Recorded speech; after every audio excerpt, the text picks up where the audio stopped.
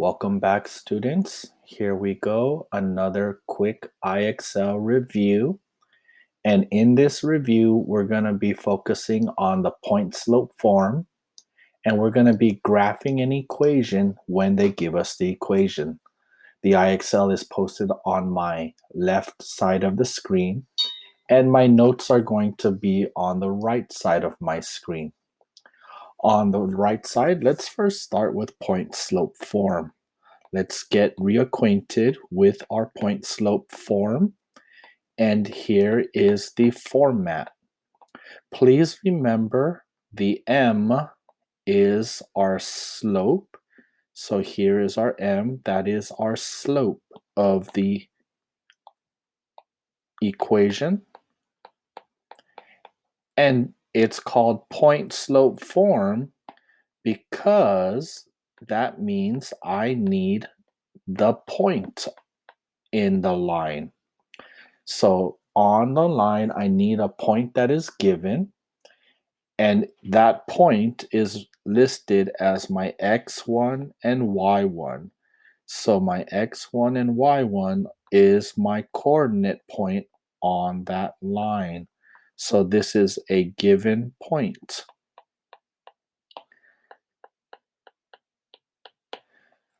So anytime they tell you your formula, all your information for graphing is already in here.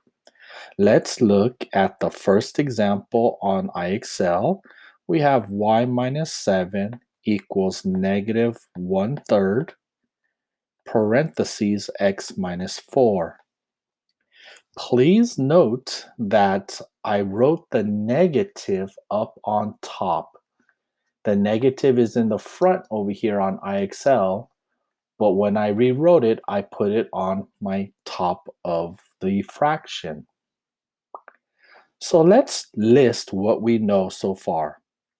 We know that our slope is going to be negative 1/3 because that is what we have in front of the parentheses in front of the x. Now, to make this lesson quite simple, since this is a review lesson, we just need to remember whatever is inside and whatever we have over here with the y, we are going to list its opposite. So here is my x1, but I'm going to do the opposite of negative 4, which is positive 4, comma. Now I need to do the opposite of my y sub 1. So this is my y sub 1, but I need to do the opposite. So the opposite of negative 7 is positive 7. This here is a point on the line. Now I extracted the most important information from my formula, and I can come back here to my IXL. We start with the point that we found, 4, 7. So we're going to start dead center, 4 to the right, and 7 up. Now remember, if they're counting by twos, so in this case we got 2, 4, 6, 8, that means everything in between is my 1 values. So this would be 6, 7, 8. So once again, 4, 7, there's my first point. Now we follow our slope. If you recall, slope is rise, negative 1, over run, positive 3. So that means from here, at the given point, go down 1 and to the right 3 spots, and you can click to get your line. At any time, if I go at any place on the line and I go down 1 and over 3, it will always land on that line. The other thing you can check is because your slope is negative, my line should be going downwards. When I read my line from left to right, it should be going downwards, and that's exactly what we have. So we'll click submit. Let's do another example. So here we go. We have y plus 1 equals 1/4. x plus 4. So again, we need to extract our information. So the information in here that we need is my slope is 1 over 4. And now I need to look at my x and look at my y. My x is on the right-hand side inside the parentheses. And we do our opposite. So that's negative 4, comma. And we look at our y, that's on the left-hand side. Do the opposite. Opposite of plus 1 is minus 1. Now we have our coordinate point where we start. So at 0, go 4 to the left, down 1, there's my first point. My slope says go up 1 and over 4. Up 1 and then over 4. 1, 2, 3, 4. There's my line. It has been formed, and this is from the equation that was given to me. Now I'm going to go ahead and I'm going to continue on, and let's skip ahead to see if there's anything more challenging. Let me go ahead and keep going. I know that there were some challenging ones when we did them in class today, so let me see if I can get to that quickly. I'm going to do these pretty quickly without writing it on paper so you can follow along. -2, -6. That is going to be my point of start. And my slope is down 3 and over 7. 1, 2, 3. 1, 2, 3, 4, 5, 6, 7. And there's my line. I'm going to go ahead and do this one quickly on graph. This one is, remember, the opposites here and here. So this is -2, -2.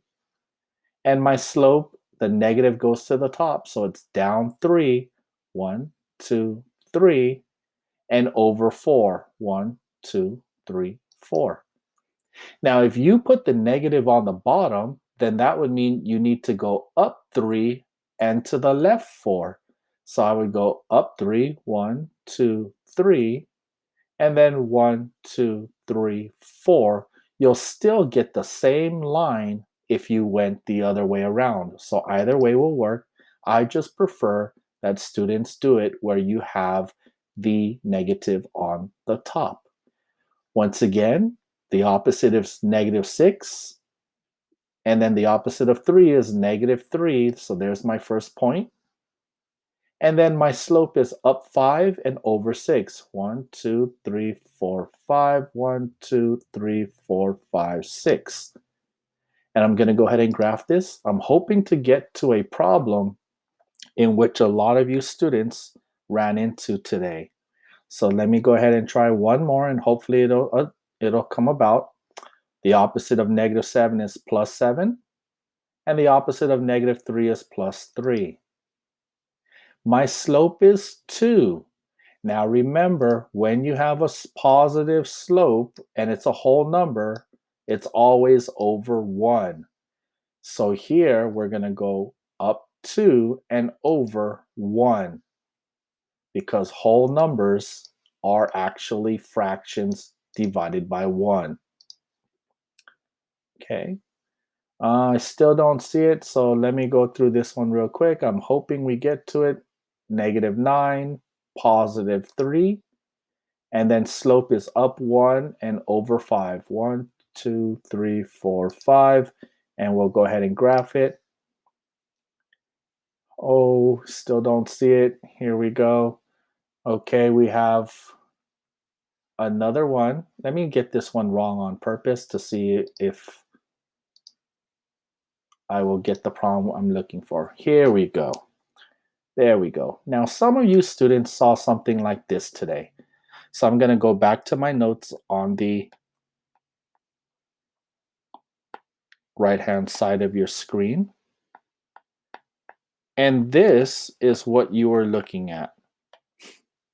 Some of you got a little stuck on this type of problem because you have it in almost point slope form, but you notice that there was something missing.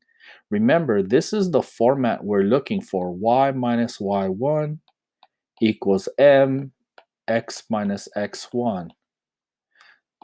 Now, if you lined everything up, I got my y, but I'm missing my y sub 1. Well, when this situation happens, I want you to feel free to rewrite this problem.